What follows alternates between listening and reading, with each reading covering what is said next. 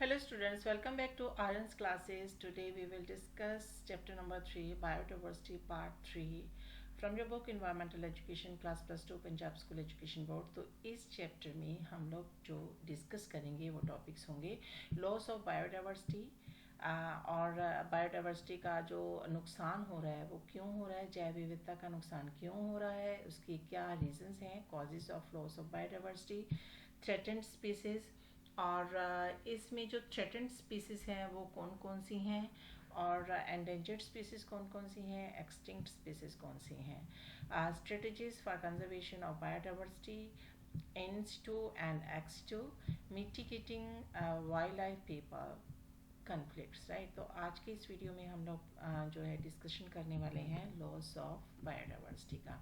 ठीक है कि जो लॉस ऑफ बायोडाइवर्सिटी है, जैव विविधता जो है उसका जो नुकसान हो रहा है वो क्यों हो रहा है।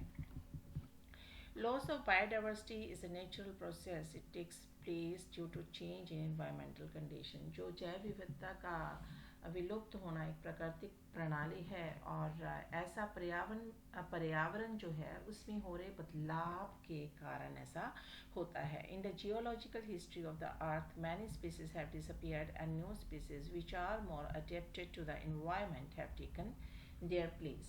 और लंबे भौगोलिक इतिहास में इस पृथ्वी पर से बहुत सी प्रजातियां जो हैं वो विलुप्त हो चुकी हैं तथा कई नई प्रजातियां जो थी जो इस पर्यावरण में ढल गई उन्होंने विलुप्त प्रजातियों की जगह ले ली। ठीक है जी। In recent times however large number of species are disappearing.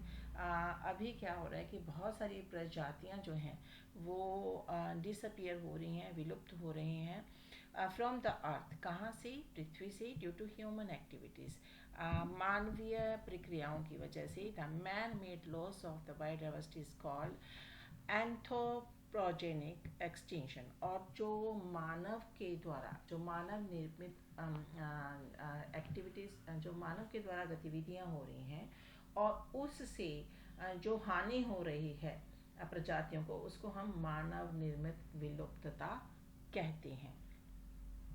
It is estimated that near about 25% of the world's species will be lost in the next 20 to 30 years, and by the end of the 21st century, the loss will go up to 50%.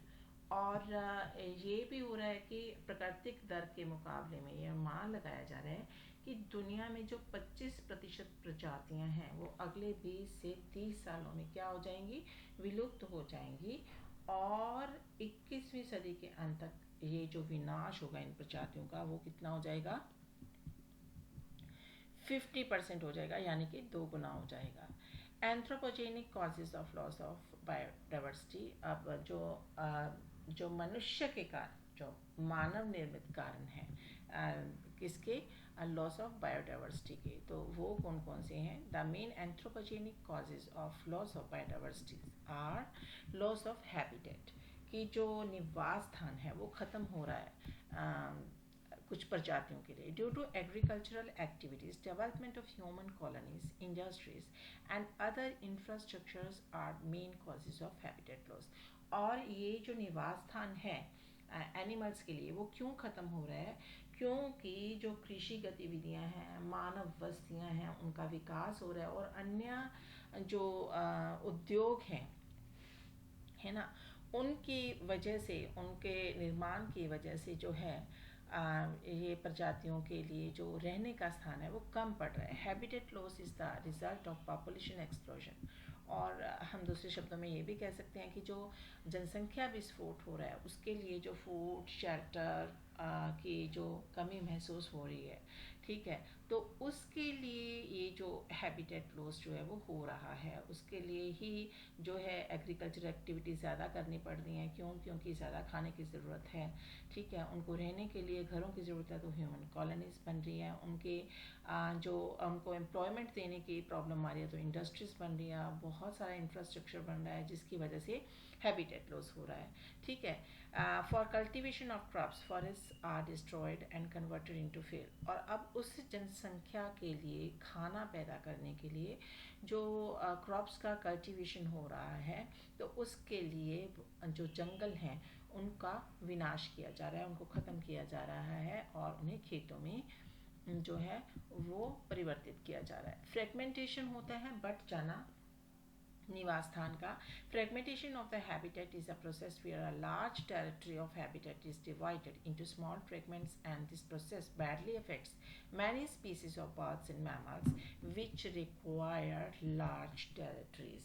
अब निवास स्थान का बढ़ जाना या कम हो जाने के कारण जो बड़े क्षेत्रों का छोटे छोटे भागों में बट जाने से क्या हुआ कि यहाँ पे जो स्तनपायी हैं और वो पक्षी जिनको रहने के लिए बड़े क्षेत्रों की ज़रूरत थी, उनकी मात्रा जगह कम होने के कारण दिन प्रतिदिन कम होती जा रही है। It is a result of development of canals, road, railways, lines, dams etcetera. और ये जो है जो निवास का बटना है, जो निवास स्थान बट गए हैं, वो क्यों बटे हैं? क्योंकि यहाँ पे नहरों का निर्माण हो रहा है, सड़कों का निर्माण हो रहा है, रेल मार्गों का निर्माण हो रहा है और डैम आदि बनाए जा रहे हैं। तो इसकी वजह से उनका आवास स्थान जो है वो बट गया है। Over exploitation of natural resources, अभी जो प्राकृतिक साधन है उनको अपने स्वार्थ के लिए मनुष्य जो है वो अत्यधिक प्रयोग कर रहा है। तो man has over exploited the natural resources for food and shelter due to over population. अब बहुत ज़्यादा जनसंख्या हो जाने की वजह से जो खाना है और रहने का यानी कि आवास स्थान है, उसके लिए जो नेचुरल रिसोर्सेज है उसको इंसान बहुत अधिक मात्रा में इस्तेमाल कर रहा है। मैनी स्पीसीज लाइक डोडो जो कि मॉरिशस में मिलता है, जेब्रा जो कि अफ्रीका में है, एंड तस्मानियन वॉल्फ, और तस्मानियन वॉल्फ भेड़िया जो है वो ऑस्ट्रेलिया में मिलता है, have become extinct due to the over killing by man. अब इन सबको इंसान ने बहुत ज़्यादा मारा, ठीक है, तो इसकी वजह से ये प्रजातियां जो हैं वो विलुप्त हो गई हैं। इन्वायरमेंटल पोल्यूशन जो है, वातावरणीय जो प्रदूषण है, उसकी वजह से भी जो है बायोडाइवर्सिटी का लॉस हो रहा है। Pollution has a bad effect on the environment. अब वातावरण पे तो जो प्रदूषण है उसका बहुत बुरा असर होता है। इट रिड्यूसेस और eliminates the population of many species. ये बहुत सारी प्रजातियों की जो संख्या है, उस जनसंख्या है, उसको या तो कम कर देता है या बिल्कुल ख़त्म कर देता है। The common causes of pollution are pesticides, industrial effluents and massive release of radiation of spill over of oil in the sea. और प्रदूषण का मुख्य कारण क्या है? कीड़े मार दवाइयाँ, फैक्ट्रियों से निकलने वाला जहरीला धुआं, विकिरण और तेल का समुद्र में गिरना। For example, fish eating birds like falcon have already decline due to over use of pesticide. अब जो फिश ईटिंग बर्ड है फैकन, वो क्यों ख़त्म हो गया? क्योंकि जो बहुत सारा पेस्टिसाइड था वो उसकी बॉडी में गया और उसकी वजह से वो ख़त्म हो गया। The wide spread deaths of thousands of seal on both sides of Atlantic Oceans are linked to accumulation of toxic chemicals in the sea. अब जो समुद्र है उसमें विषैले रसायनों के कारण अटलांटिक महासागर के दोनों ओर हजारों सील मछलियाँ जो थी वो मारी गई थी। क्यों मारी गई थी? क्योंकि जो बहुत सारा जो जहरीले केमिकल्स थे वो समंदर में गिरे थे। लेड पॉइजनिंग क्या होता है? This is a type of metal poisoning caused by lead in the body, ठीक है। तो lead poisoning is another cause of death of ducks, swans and cranes as they take the spent shotgun pellets that fall into lakes and ponds where they live. अब सीसा के कारण विषैले असर से मरने वाले जो बतखें हैं, राजहंस है और सारस, वो भी शामिल है, क्योंकि वो पीछे छूटने वाली गोलियों के खोल जो हैं वो खा जाते हैं, तो उसकी वजह से उनका डेथ हो जाती है। इंट्रोडक्शन ऑफ एक्सोटिक स्पीसीज, अब जो विदेशी प्रजातियां हैं उनका इंट्रोडक्शन करना, उनका भी जो शामिल हो जाना, ठीक है, और उसकी वजह से भी जो ये जो प्रजातियां हैं, जो हमारी स्थानीय प्रजातियां हैं, उनका नुकसान हो रहा है. Exotic species have also caused a great loss of the biodiversity. Exotic species cut off the food chain of native species. अब जो स्थानीय प्रजातियां हैं उनका फूड चेन को कट ऑफ कर देती हैं ये विदेशी प्रजातियां. That lead to the extinction of many species, जिसकी वजह से बहुत सारी प्रजातियों का खात्मा हो गया है. As Nile perch and exotic fish introduce into Lake Victoria in Africa led to extinction of many species. अब जो अफ्रीका में जो लेक विक्टोरिया में नील पर्क नाम की जो एक विदेशी जो मछली थी उसको जब इंट्रोड्यूस किया गया तो उसकी वजह से बहुत सारी प्रजातियां जो थी वो ख़त्म हो गई थी. नेशनल एंड इंटरनेशनल ट्रेड, अब जो राष्ट्रीय तौर पे और अंतर्राष्ट्रीय तौर पे जो ट्रेड होता है, जो व्यापार होता है, उसकी वजह से भी कई प्रजातियों का नुकसान हुआ है. Trading of wild animal products such as perfumes, cosmetics, museum specimen, fur, bones, tusks and horns, etc., has led to decline in population of many species like deer, one-horned rhinoceros, tiger, elephant, deer, etc. तो ये प्रजातियां जो हैं, ठीक है, जैसे नील Perk नामक प्रदेशी प्रजाति की वजह से तो हमने कह दिया कि कई सारी प्रजातियों का विलुप्त होना निश्चित था, ठीक है. लेकिन बहुत सारे जो राष्ट्रीय और अंतर्राष्ट्रीय स्तर पे जो व्यापार किया जाता है एनिमल प्रोडक्ट्स का, ठीक है, उसकी वजह से भी जो था ये जो लॉस है बायोडाइवर्सिटी का हो रहा है.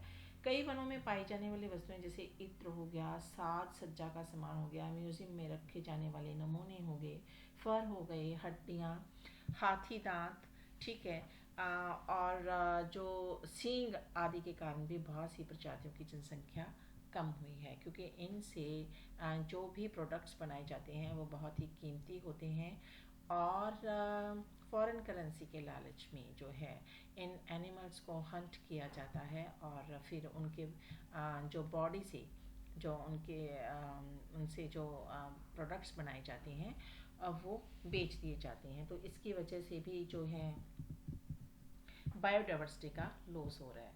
तो ये सब थे रीजंस बायोडाइवर्सिटी के लॉस के. हमने क्या पढ़ा? लॉस ऑफ हैबिटेट की जो आवास स्थान है उसका लॉस हुआ है. पॉपुलेशन एक्सप्लॉयटेशन की वजह से फ्रेगमेंटेशन हो गया, उनका आवास स्थान जो था वो बट गया. क्यों बट गया था? क्योंकि वहाँ पे canals, roads, railway lines, dams वगैरह बनाए गए थे और जो नेचुरल रिसोर्सेज थे, अब जनसंख्या बहुत ज़्यादा हो गई थी तो उसकी वजह से नेचुरल रिसोर्सेज जो थे उनको बहुत ज़्यादा मात्रा में इस्तेमाल किया जाने लगा, जिसकी वजह से बहुत सारी प्रजातियाँ जो थीं वो ख़त्म हो गई थी. और वातावरणीय जो प्रदूषण था उसकी वजह से भी, क्योंकि जो पेस्टिसाइड्स होते हैं, इंडस्ट्रियल एफ्लुएंट्स होते हैं, मैसिव रिलीज ऑफ रेडिएशन और spill over of oil in sea, ये सारी जो रीज़न है इसकी वजह से इन्वायरमेंटल पोल्यूशन होता है और उससे बहुत सारे जो सी एनिमल्स होते हैं उनका खात्मा हो गया, ठीक है. फिर एक्सोटिक स्पीसीज हो गई थी कि जो विदेशी प्रजातियां हैं उनको जब इंट्रोड्यूस किया जाता है स्थानीय प्रजातियों के साथ तो वो उनकी फूड चेन को कम कर देती हैं, तो उनके लिए जो है भोजन का जो है कमी आ जाती है और बहुत सारी स्पीसीज जो हैं वो लुप्त हो गई, विलुप्त हो गई, ठीक है. और बहुत सारे एनिमल्स ऐसे हैं जिनसे कि प्रोडक्ट्स बनाए जाते हैं उनको मारने के बाद, ठीक है, उनके बॉडी पार्ट्स थी तो जिसमें परफ्यूम्स आती हैं, कॉस्मेटिक्स आती हैं, म्यूज़ियम में रखे जाने वाले जो स्पेसिमेन होते हैं, फर हो गए, बोन्स हो गए, ठीक है, हाथी दांत हो गए या फिर जो बारहसिंगा होते हैं उनके सींग जो हो गए, ठीक है, उनसे बहुत सारी कीमती चीज़ें बनती हैं. तो उसकी वजह से भी ये जो बहुत सारी स्पीसीज़ हैं उनमें कमी आई है या फिर वो ख़त्म हो गई हैं, ठीक है जी. तो आई होप कि ये वीडियो जो है वो आपके लिए काफ़ी हेल्पफुल रहेगा. मिलते हैं नेक्स्ट वीडियो में जिसमें हम डिस्कस करेंगे threaten species, endangered species and expanse species. तो thank you for watching this video. See you next time in my next video.